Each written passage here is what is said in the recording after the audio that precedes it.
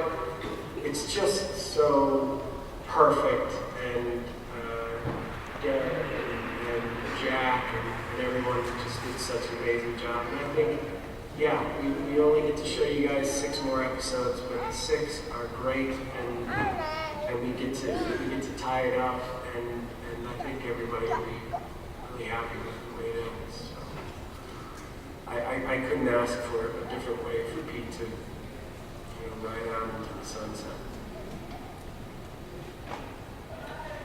How about you? Ms. Founder? Oh, same question? Yes, ma'am.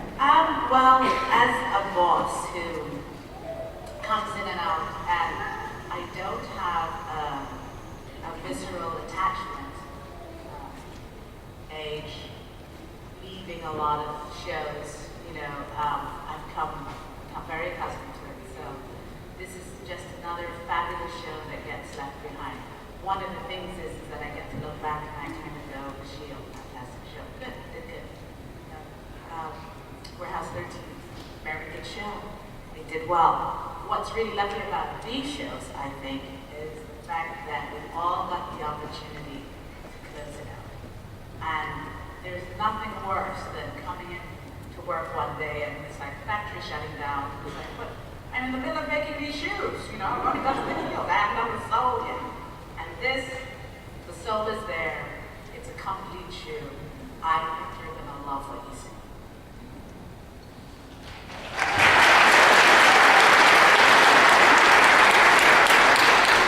So here's our next question.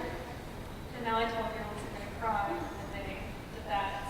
I'm sorry, you're gonna make me cry. I know. No crying, no crying, no crying. Came to the table and almost tears. I love you. I remember you. Don't do it, please. So I just had a question about Ms. Frederick and Lena. Your relationship, you guys seem to be really bonding, but we never really got to see what you guys really were. I mean, like fans. My mom, didn't you know that?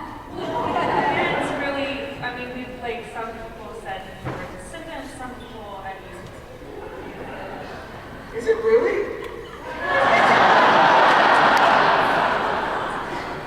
That's your mom? No, somebody pitched that to me yesterday. So I love that. someone pitched me that, Lucy was my mom and Saul was my dad. What? Okay.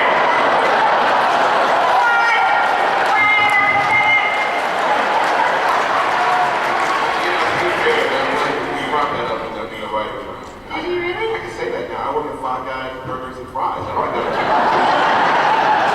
So if you're in this room, whoever pitched that to me yesterday, there you go. It was actually my mom. I wondered what was going on in the Tiberian chamber.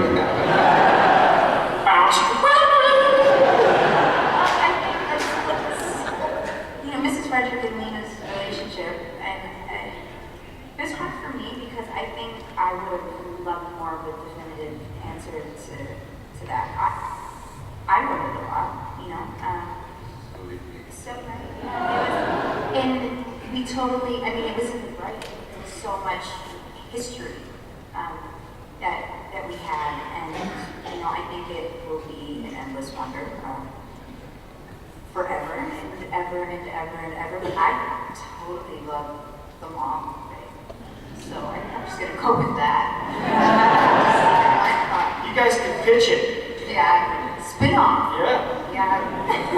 But I think in relationship to the show, even though we started off with the idea that, does Mrs. Frederick and Lena have anything to do with each other? I think Mrs. Frederick is a spiritual mother and her child is Claudia. Yes. And she is preparing her for an inevitable passing of the baton. And that's really where it lies. And I think that kind of started to unfold in season 4 and 4B, where, especially 4B, which would be season 5, but when you guys explain that later. We don't know. Season 4.5.9.2. When that's happening, I think it's pretty obvious that Mrs. Frederick is there for a baton passing, and she's chosen the child for the child. So she was abandoned? Fight! However, now I know the perfect spin-off. enough. It's going to be you, Mrs. Frederick, and then you get a new stepdad, Brother Adrian. Is that why they call me Brother Adrian? Yeah, boy! Exactly. That's why you Now what? He's looking good burger now. Cajun fries. Hey, Derek, later, why don't you go over and wash my car?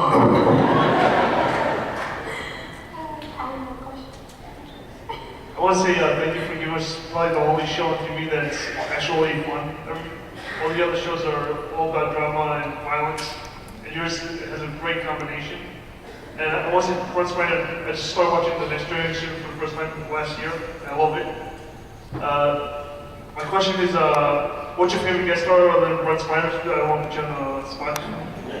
What's your favorite guest starring role for each of you that you've done? Because you've all done That different. we've done or that was on the show? On the show. Mine was Brent, and I'm not saying that because he's on the table. No, I'm being so serious, and I told him this when I met him, whether he remembers or not, I don't know. But and I'm not gonna cry either. You know what? I probably will, but whatever. So my dad, when I was a little girl, was a Star Trek junkie. I used to have to sit there hours upon hours upon hours upon hours watching Star Trek. And when I found out that Brent Spiner, because he was the only one that intrigued me, I don't know if it was because of the whole thing, I don't know what it was, but I have to tell you that it was the coolest thing to me because Star Trek was in my life for so long, and to be able to see him in real life was kind of weird. I totally had a fan moment, and I get you guys because of Brent.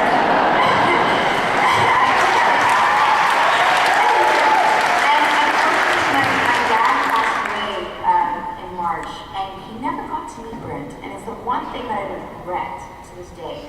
But I got to, and that means so much to me. You guys have no idea. So that'd be my favorite guest star.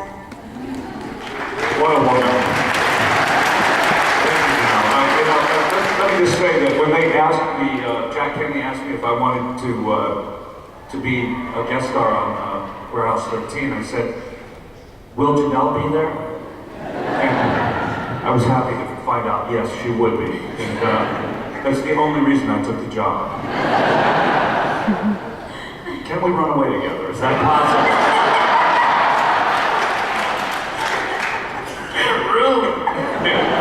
Is there one in this hotel? Not this weekend. You're right. Eddie, Yes. your favorite guest star? Who was my favorite guest star? Yes. Don't say it. I mean, I just love them all so much. Oh my They're all so special in their own way.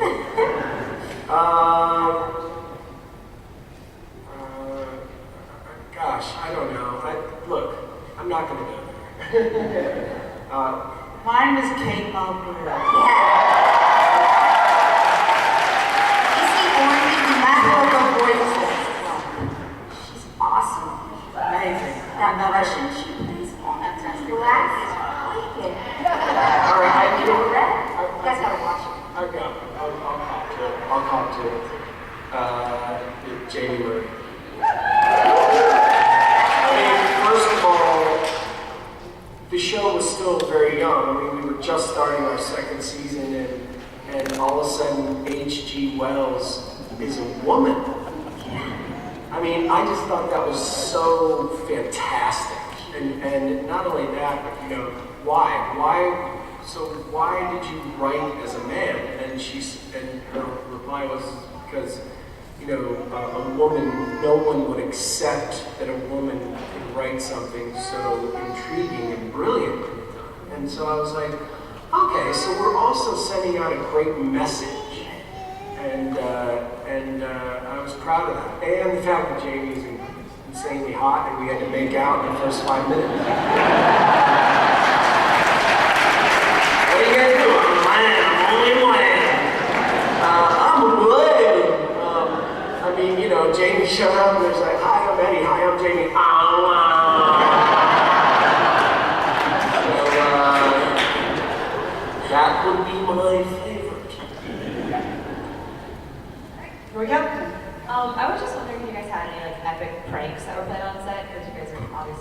hysterical cast. I feel like there's.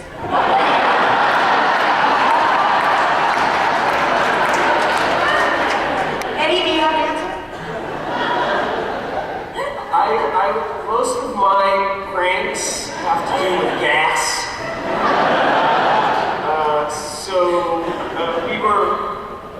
We were at the Bronzer, and it was where we bronzed Jinx, and Aaron had only been there for like a few days, and so I'm standing with my back to the Bronzer. And then I had to move, and then we put Jinx in the bronzer. So the door comes, what? So then the door comes closed on the bronzer, and I'm just looking at him like, my back was made like it's all tearing off, and he was like, serious?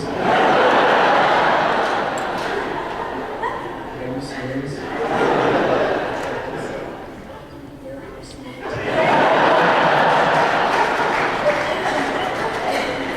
That's all I got. You need stories about poop, I'm your man.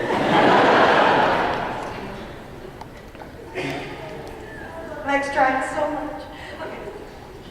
I would like to know which one of y'all separately, which one's y'all's favorite artifact? Favorite artifacts for each of you down the road. Artifact. I was very fond of Magellan's astrolabe backstage.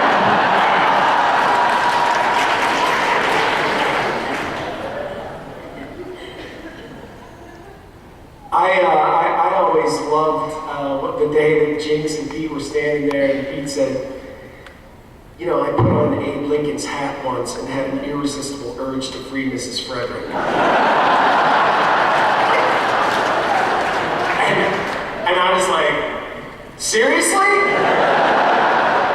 Yeah, we're okay with this? And I was proud of that. I was really proud of our show and of the people that run the show and the network to be able to say, hey man, we're all here we're all in this. And everybody is fair game here. I just thought that was fantastic. And so that's always kind of been a good one for me.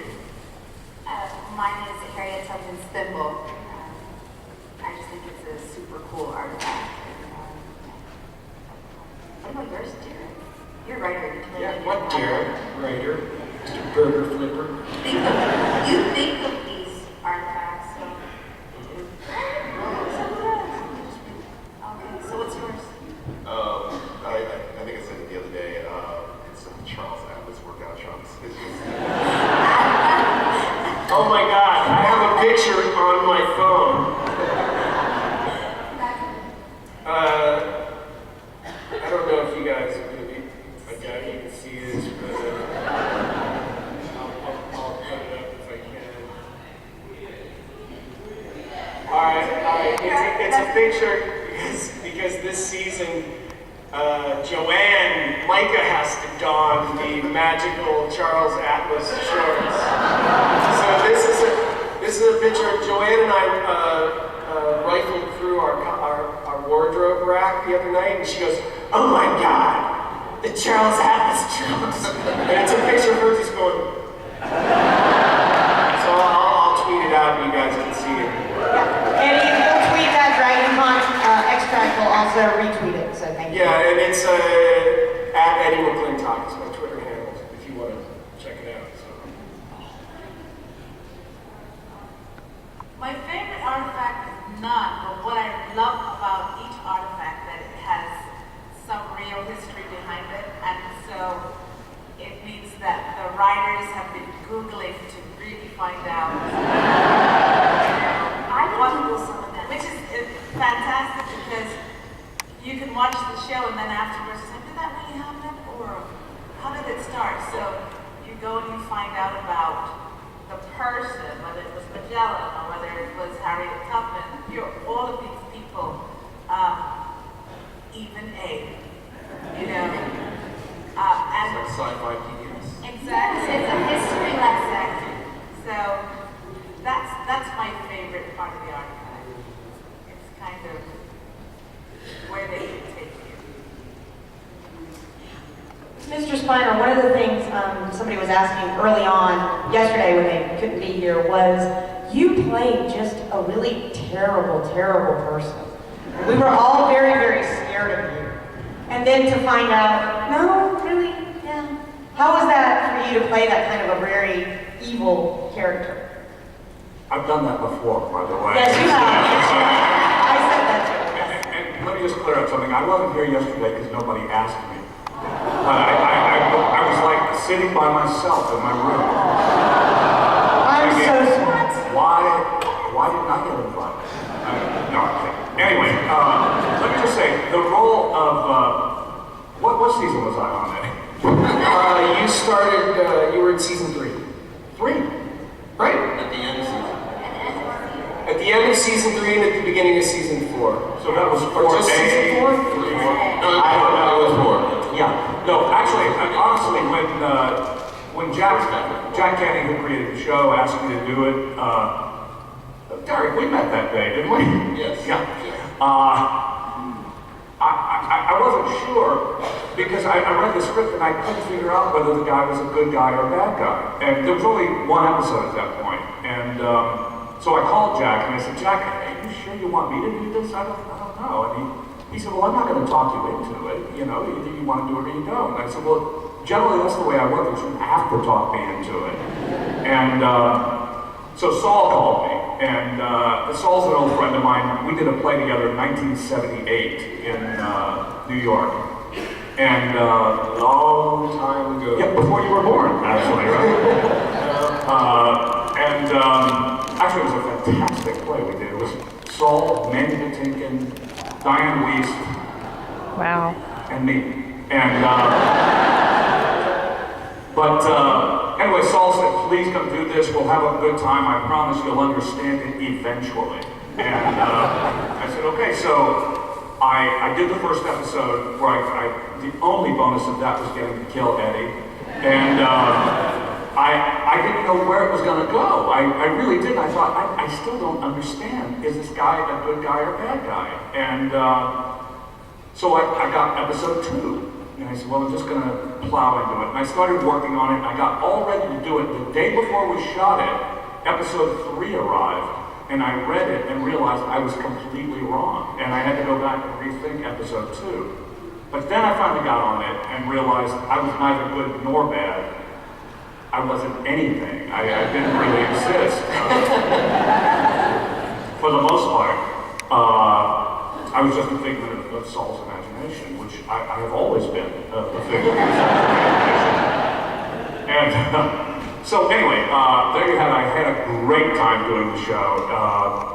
Tremendous bunch of people to work with, and wonderful character to play.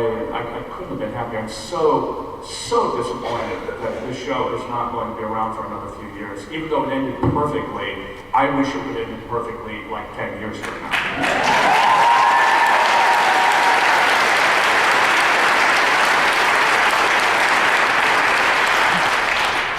I'm curious, is there going to be a warehouse 14?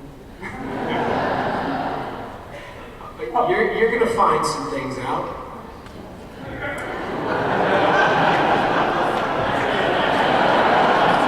Have you ever heard of the song, Little China Girl? Signs Hazy, watch 2014. That's David Bowie, but not a good one. It's David Bowie. You'll like it. Listen to David Bowie, please. Please. Here we go. This will be our last question for this panel. I'm sorry it's an hour, but we got to see something really cool on the big screen. Okay. We've heard this time. Jack sang that at Comic-Con. And made me cry. Anyway. So over the years, you guys have had a lot of long story arcs mixed in with some shorter arcs. And a lot of them don't end the way you think that they're going to end. So what's been your favorite plot twists in all of the past seasons so far? And what are the things that you didn't really expect to turn out the way that they did? Mine was Mrs. Frederick's son, twice as old looking as she was when he walked into the room. I didn't know who the actor would be or who to expect, but when I came across very, very old gentleman, this is my son. Even in my mind, I was going, what are they thinking? But ironically, it was a story that never got pursued. It got, I don't know, Derek, what happened to my son? He was happily ever after. I just want to say before we close, there's a lady in this room on a bicycle and she should just ride up by the time we're ending, just so you just see this outrageous travel journey person. You just better just ride on up here. Come on. Yeah, girl.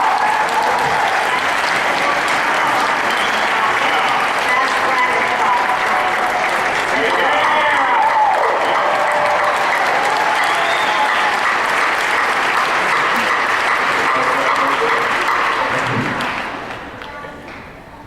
Hey, so listen, if this is the end, you know, I've been here for the last 3 years, so I don't know if I'm going to get invited back next year. It's not up to me, but if I don't see you guys for a while, I have had more fun at Dragon Con the past 3 years than anywhere else I've ever been. I mean, I look forward to this more than you will ever know.